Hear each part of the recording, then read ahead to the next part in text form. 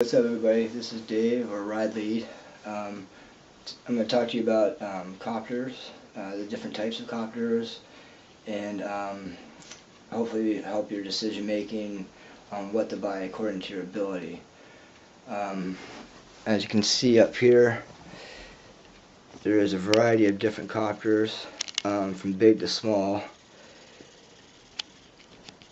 The two small ones up there are basically 3-channel.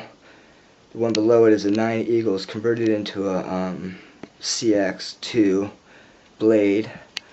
This is a new one I just bought, which is a really big one. It's a fixed pitch, coaxial, 3-channel. And as we move farther back, the very top there is the little MCX. Then you got the SR, the Blade SR. Blade SR 120, and we got the Blade MSR, and then right down here we got the old popular Blade CX2. Okay, so if I come back just to have a little bit here, hopefully you guys can see me. Okay, basically, so we have a coaxial, which means it's got 2 blades. Okay, and then we have a single blade theory. This is a fixed pitch, which means these blades will not turn without the slide bar. They won't bend back and forth. This is a collective pitch, which means these blades are fully functional. The Blade SR does have the capability of inverting upside down, where all the rest of these wouldn't. As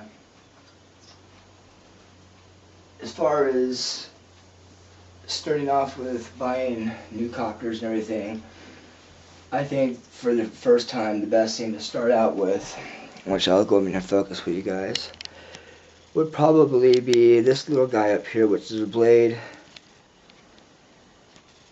There it is, the Blade MCX. Okay, it is a dual rotor, but it's very easy to maneuver. It teaches the theory behind the general theory behind flying, and it's very easy to work on if you do crash it, and the parts are really cheap. And then the next thing that you can move on to for a bigger one would be the Blade MCX, the Blade CX2, which is a very maneuverable copter, a little bit bigger, controls are a little bit different on it.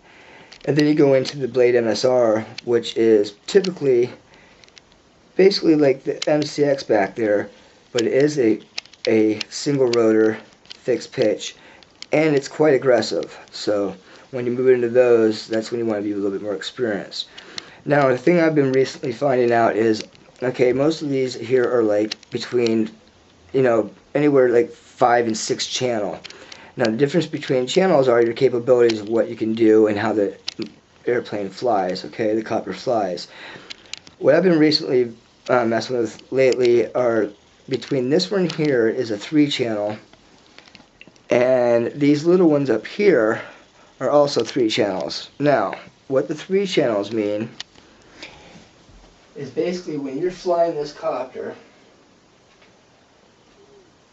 you can go forward, backwards, and when you go forward, you have to direction your tail or your face to move it back and forth. Okay.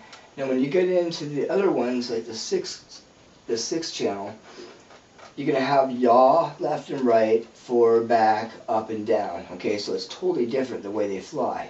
You can kind of yaw them this way or yaw them that way. You can fly them sideways.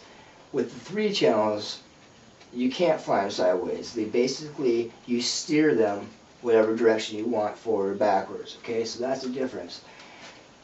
Now, if you go online, a lot of people say that these are great.